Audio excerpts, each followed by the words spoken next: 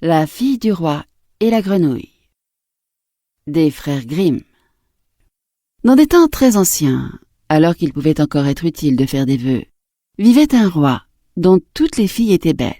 La plus jeune était si belle que le soleil, qui en a cependant tant vu, s'étonnait chaque fois qu'il illuminait son visage. Non loin du château du roi, il y avait une grande et sombre forêt, et, dans la forêt, sous un vieux tilleul, une fontaine. Un jour qu'il faisait très chaud, la royale enfant partit dans le bois et s'assit au bord de la source fraîche. Et comme elle s'ennuyait, elle prit sa balle en or, la jeta en l'air et la rattrapa. C'était son jeu favori.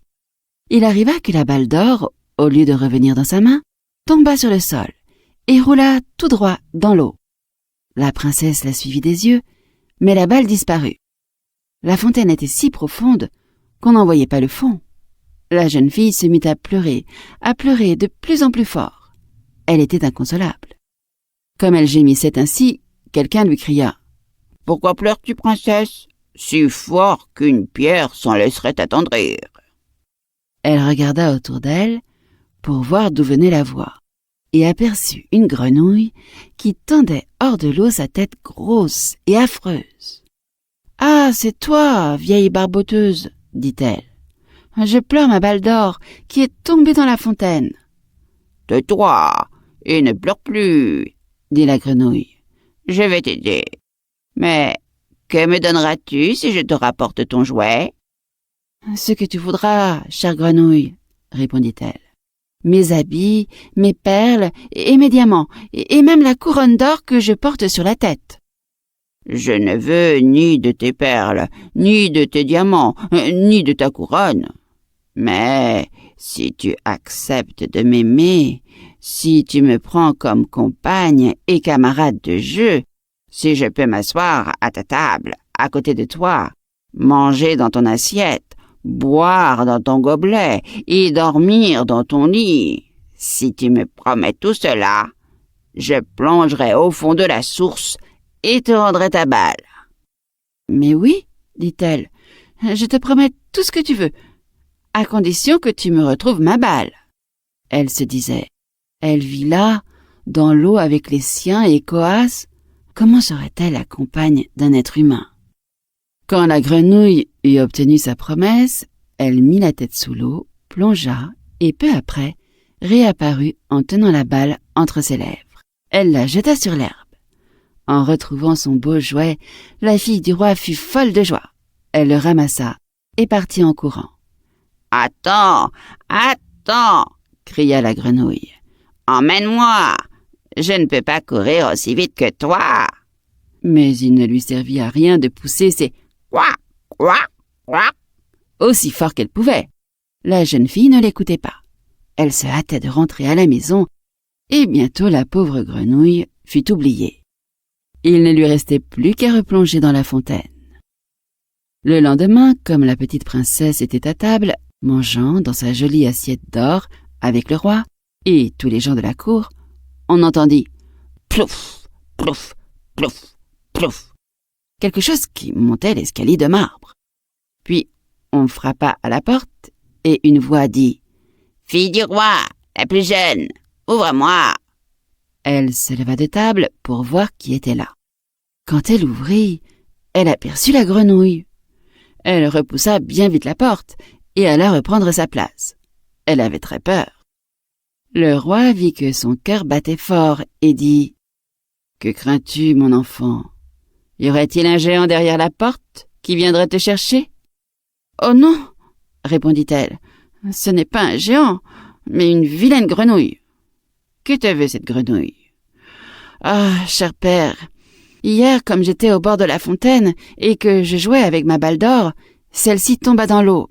Parce que je pleurais bien fort, la grenouille me l'a rapportée. Et comme elle me le demandait avec insistance, je lui ai promis qu'elle deviendrait ma compagne. Mais je ne pensais pas qu'elle sortirait de son eau.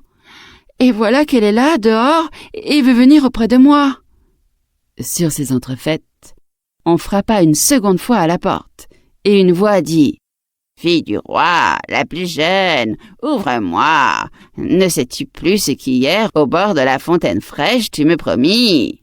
Fille du roi, la plus jeune, ouvre-moi. » Le roi dit alors, « Ce que tu as promis, il faut le faire. Va et ouvre. » Elle se leva et ouvrit la porte. La grenouille sautilla dans la salle, toujours sur ses talons, jusqu'à sa chaise. Là, elle s'arrêta et dit, « Prends-moi auprès de toi. » La princesse hésita, mais le roi lui donna l'ordre d'obéir. Quand la grenouille fut installée sur la chaise, elle demanda à monter sur la table. Et quand elle y fut, elle dit, « Approche ta petite assiette d'or, nous allons y manger ensemble. » La princesse fit ce qu'on voulait, mais c'était malgré tout de mauvais cœur. La grenouille mangea de bon appétit. Quant à la princesse, chaque bouchée lui restait au travers de la gorge. À la fin, la grenouille dit, « J'ai mangé à satiété. Maintenant je suis fatiguée. Conduis-moi dans ta chambrette. Et prépare ton lit de soie. Nous allons dormir. » La fille du roi se mit à pleurer. Elle avait peur du contact glacé de la grenouille et n'osait pas la toucher. Et maintenant, elle allait dormir dans son joli lit bien propre. Mais le roi se fâcha et dit, « Tu n'as pas le droit de mépriser celle qui t'a aidé quand tu étais dans le chagrin. » La princesse saisit la grenouille entre deux doigts, la monta dans sa chambre et la déposa dans un coin.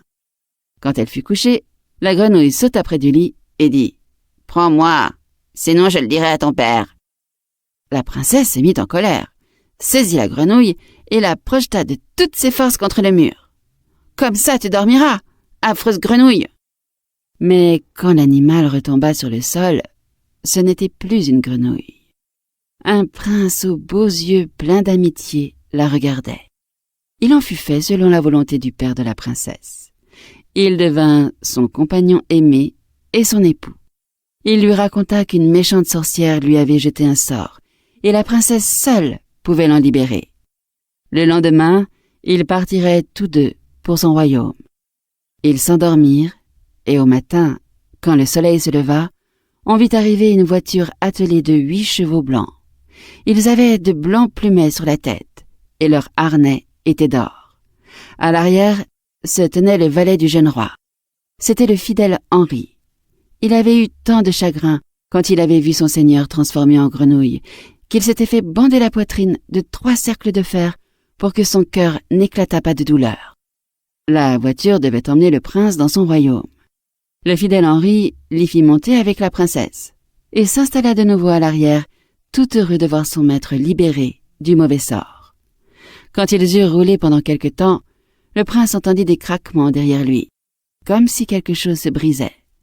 Il tourna la tête et dit, « Henri, est-ce l'attelage qui brise ses chaînes ?»« Eh non, Seigneur, ce n'est pas la voiture, mais de mon cœur l'une des ceintures, car j'ai eu tant de peine, quand vous étiez dans la fontaine, transformé en grenouille vilaine. » Par 2 fois encore, en cours de route, on entendit des craquements, et le prince crut encore que la voiture se brisait. Mais ce n'étaient que les cercles de fer du fidèle Henri, heureux de voir son seigneur délivré.